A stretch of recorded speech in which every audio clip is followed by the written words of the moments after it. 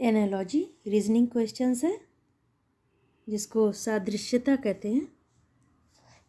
Questions है तो question first है शेर, हिरन, नेवला। तो यहाँ पर शेर किसका शिकार करता है? हिरन का। तो नेवला किसका शिकार करेगा? आंसर को कौन सा होगा? सांप। तो आंसर डी सही है।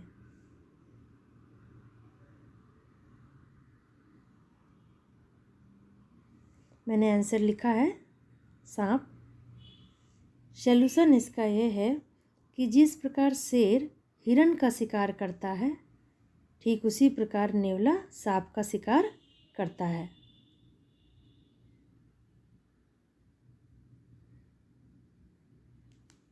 ये एनालॉजी है, उसी के समान होना चाहिए आंसर। सेकंड क्वेश्चन है पतंगा, कीट, फिर चूहा, फिर क्वेश्चन मार्क्स। यानी पतंगा कीट से संबंधित है तो चूहा किससे होगा? कृतक यानी कुतरना। इसको सी, आंसर सी सही है।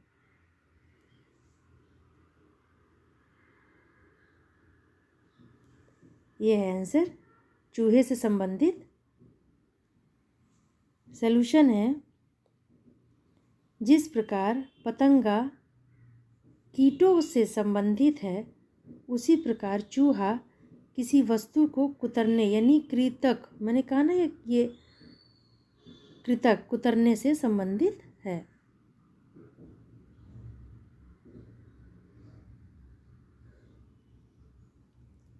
क्वेश्चन थर्ड है घड़ी, समय, तापमापी। Wrist watch, time, thermometer. तो घड़ी में समय देखते हैं तो घड़ी का संबंध समय से है। तापमापी थर्मोमीटर से क्या देखते हैं? ताप देखते हैं यानी टेम्परेचर देखते हैं। तो घड़ी समय से संबंधित है तो तापमापी ताप से संबंधित होगा यानी टेम्परेचर से। तो बी सही है आंसर।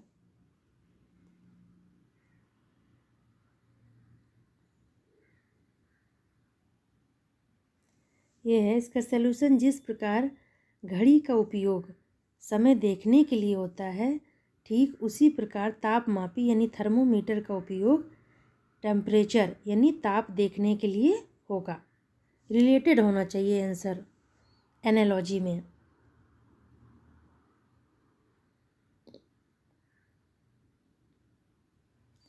फोर्थ क्वेश्चन है मुसलमान, मस्जिद और सिख।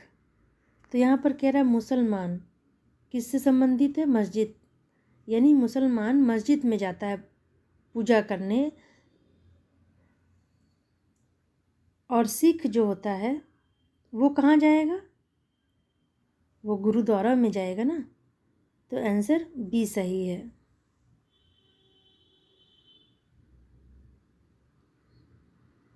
तो सॉल्यूशन इसका है कि जिस प्रकार मुसलमान लोग नमाज पढ़ने, वही नमाज यानी पूजा करने, नमाज पढ़ने के लिए मस्जिद जाते हैं ठीक उसी प्रकार सिख लोग गुरुद्वारा में जाते हैं।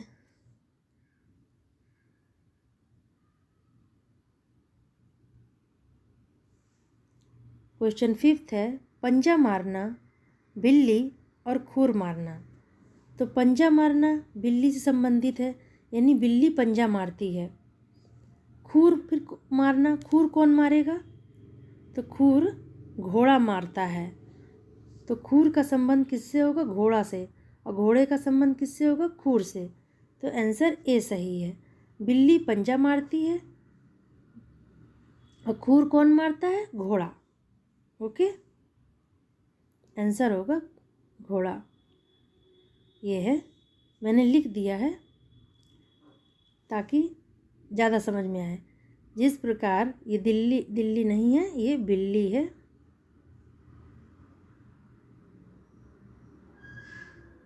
बिल्ली कैट का संबंध पंजा मारने से होता है, ठीक उसी प्रकार घोड़ा पैर से खूर मारने से संबंधित है।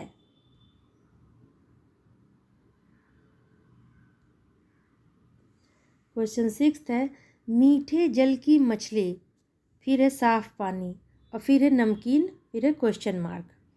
तो मीठे जल की मछली साफ पानी में रहती है। नमकीन पानी में फिर कौन रहेगा? मगरमच्छ, सांप, कांड मछली या मेढक? तो नमकीन पानी में कांड मछली रहती है। आंसर सी सही है। आंसर भी लिखा हुआ है, आप ठीक से पढ़िएगा। आंसर भी लिख दिया है मैंने और सलूशन भी कि किस तरह आंसर निकलेगा। सलूशन ये है कि साफ पानी में मीठे जल की मछली रहती है, ठीक उसी प्रकार नमकीन पानी में कांड मछली रहेगी।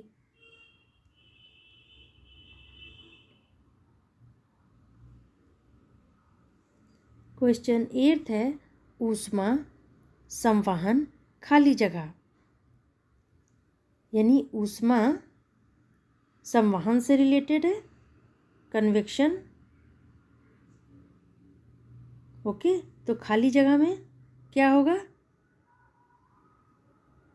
ऊष्मा में संवहन होता है तो खाली जगह में रेडिएशन होगा, यानी विकिरण। डी सही है आंसर, रेडिएशन। ओके, खाली जगह में रेडिएशन यानी विकिरण, ये आंसर लिखा है। ये आंसर बी सही है, रेडिएशन यानी विकिरण। सॉल्यूशन, जिस प्रकार ऊष्मा में संवहन होता है यानी कन्वेक्शन होता है ऊष्मा में, ठीक उसी प्रकार यानी हीट में कन्वेक्शन होता है, ऊष्मा में संवहन होता है, ये ऊष्मा है। ठीक उसी प्रकार खाली जगह में विकिरण रेडिएशन उत्पन्न होता है। ओके,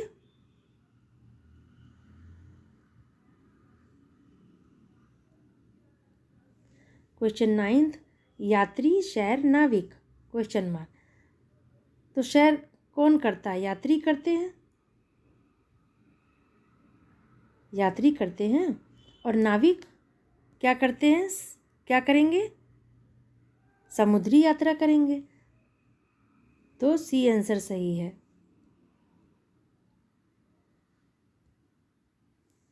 आंसर सी, समुद्री यात्रा। सॉल्यूशन है, जिस प्रकार से सैर करने वाले, यहाँ पर सैर होना चाहिए, सैर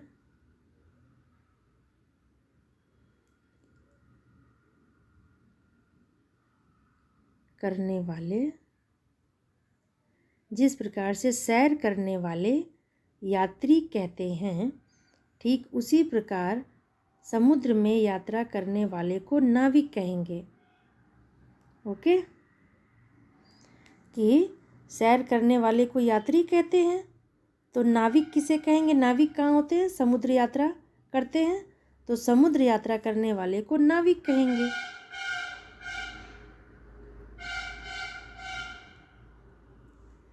क्वेश्चन 10 है, आँख की दोष और दांत। तो आँख का बीमारी कहाँ होती है? आँखों में होती है। आँख की बीमारी यानी आँख दोष की बीमारी आँखों में होती है, तो दांत में कौन सा रोग होगा? पायरिया होगा। आंसर ए सही है।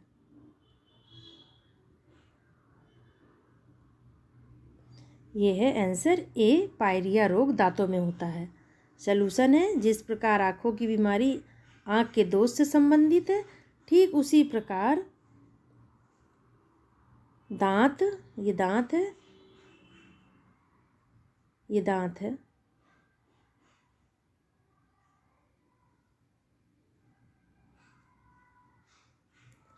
तो दांत की बीमारी पायरिया से संबंधित है।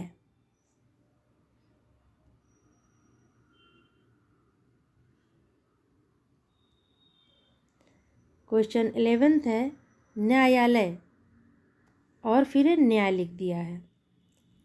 तो न्यायालय में क्या होता है? न्याय होता है। तो इसका एनालॉजी यानी महाविद्यालय में पढ़ाई, संकेत में यातायात, जेल में कैदी, और बी है अस्पताल उपचार। तो जब न्यायालय में न्याय होता है तो आंसर बी सही है कि अस्पताल में उपचार होगा।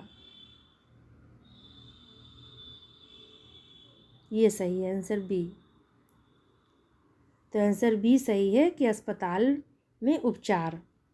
सॉल्यूशन है जिस प्रकार न्यायालय में न्याय होता है उसी प्रकार अस्पताल में उपचार होता है।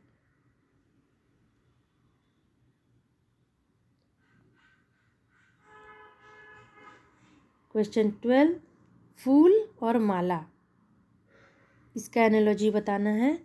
तो सदृश्यता इसको हिंदी में कहते हैं एनालॉजी को। फूल से क्या बनता है? माला बनता है। छाता से वर्षा नहीं, सेकंड से मिनट नहीं, फूल से वृक्ष नहीं, पर ईंट से घर बनता है। तो जब फूल से माला बनता है तो एनालॉजी ईंट से घर बनता है। तो आंसर डी सही है।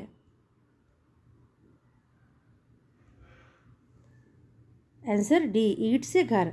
सॉल्यूशन है जिस प्रकार फूल से माला बनती है उसी प्रकार ईंट से घर बनता है। ओके। क्वेश्चन 3,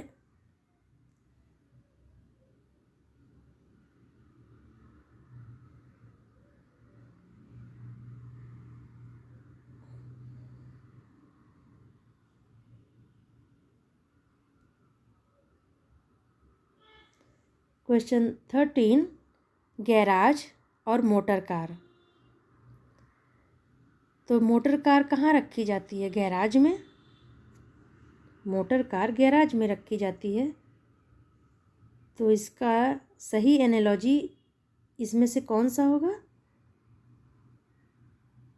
अस्तबल, ये है घोड़ा, घोड़ा है। आंसर सी सही है। अस्तबल में क्या होता है? घोड़ा होता है।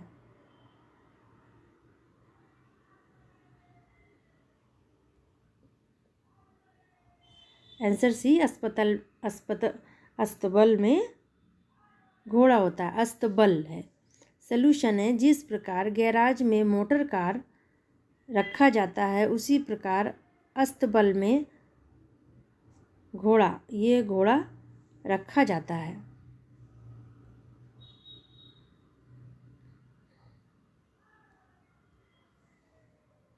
क्वेश्चन नंबर 14, राजा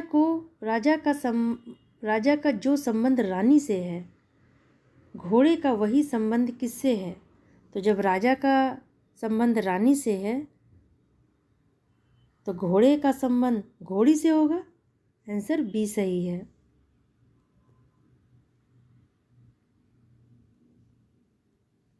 बी, घोड़ी।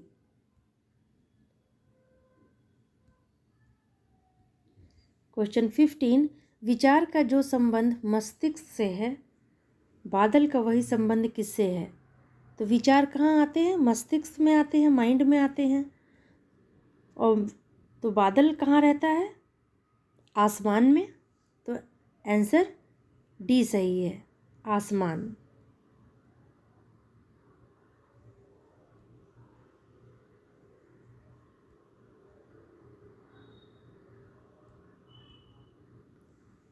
क्वेश्चन 16, देश का जो संबंध राष्ट्रपति से है तो राज्य का वही संबंध किससे है? तो देश का संबंध राष्ट्रपति से है तो राज्य का संबंध किससे होगा? राज्यपाल से होगा, मुख्यमंत्री से नहीं, राज्यपाल से होगा। आंसर सी सही है।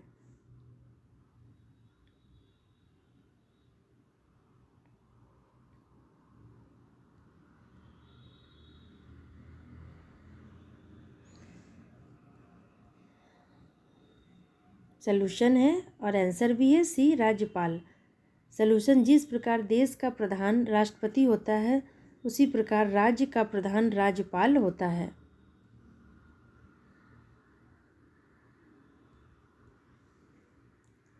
क्वेश्चन 17, कुल्हाड़ी का जो संबंध काटने से है गोंद का वही संबंध किससे है?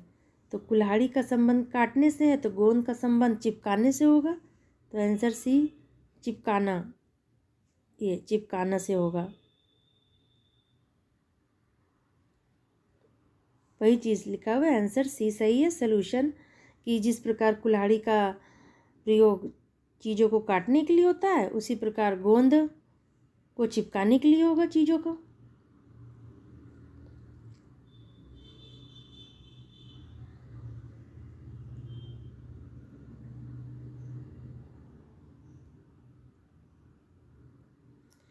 ये है क्वेश्चन 18, MNOP PQRS EFGH। तो MNOP, तो M, अब यहाँ से देखें कि M के बाद क्या आया है? P आया है।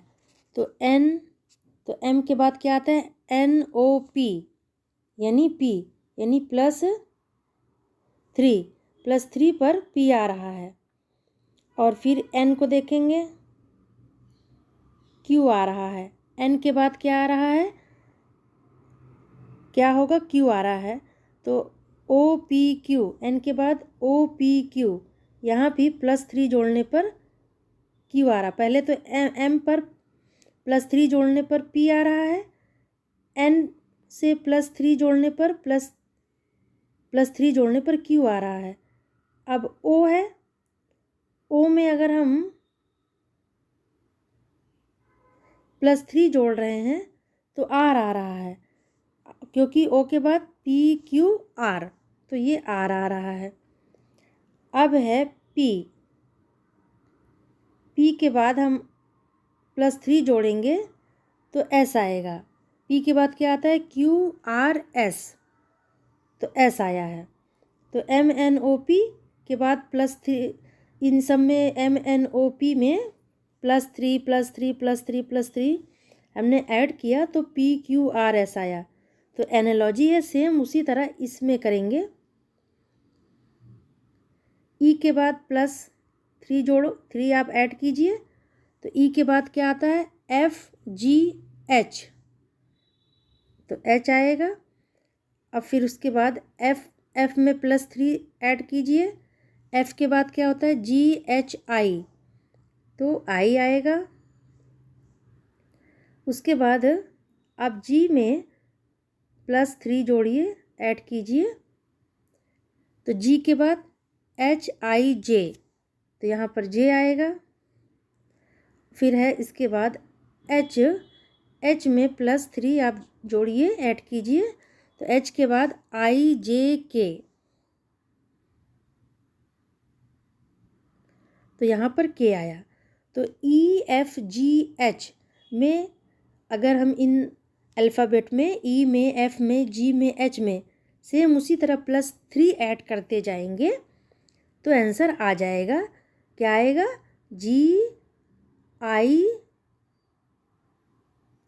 आंसर EFGH में प्लस, इन चारों अल्फ़ाबेट में +3 ऐड करेंगे तो आंसर आएगा HIJK। ठीक है, ये आंसर आएगा। आंसर क्या आएगा? HIJ और K, ये वाला ए आंसर सही है। बस एनालॉजी के लिए EFGH में सेम जैसा पहले किया था, +3 ऐड किया था चारों अल्फ़ाबेट में, बस उसी तरह करना है। चारों अल्फ़ाबेट में +3 ऐड कर देंगे तो आंसर आ जाएगा। आंसर ए सही है, HIJK। ओके, बहुत ईजी है।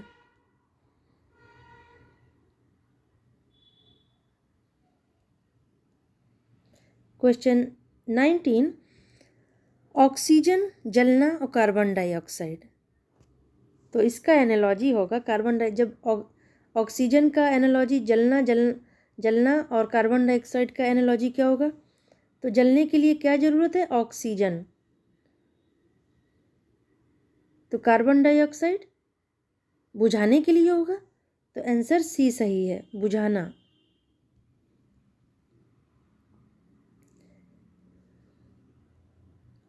ये है आंसर बुझाना। सॉल्यूशन है जिस प्रकार जलने के लिए ऑक्सीजन की ज़रूरत होती है, ठीक उसी प्रकार आग को बुझाने के लिए कार्बन डाइऑक्साइड की ज़रूरत होती है। तो आंसर सी सही है, बुझाना।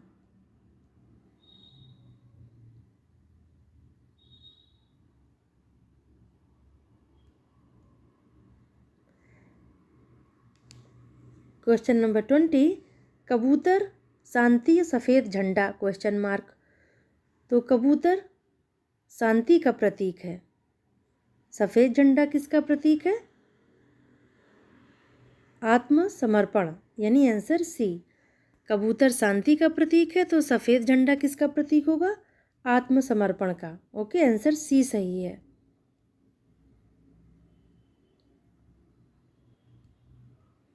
ये है आंसर सी, आत्मसमर्पण। सॉल्यूशन है जिस प्रकार कबूतर शांति का प्रतीक माना जाता है, उसी प्रकार सफ़ेद झंडा आत्मसमर्पण का प्रतीक होता है। ओके, ये सारे क्वेश्चन एनालॉजी के हैं, बस थोड़ा समझने की कोशिश करना है। तो अगर ये वीडियो पसंद आया है तो वीडियो लाइक कीजिएगा, सारे क्वेश्चन ठीक लगे और आपको अच्छे से समझ में आ गया तो मेरे चैनल को सब्सक्राइब कीजिए। Thank you.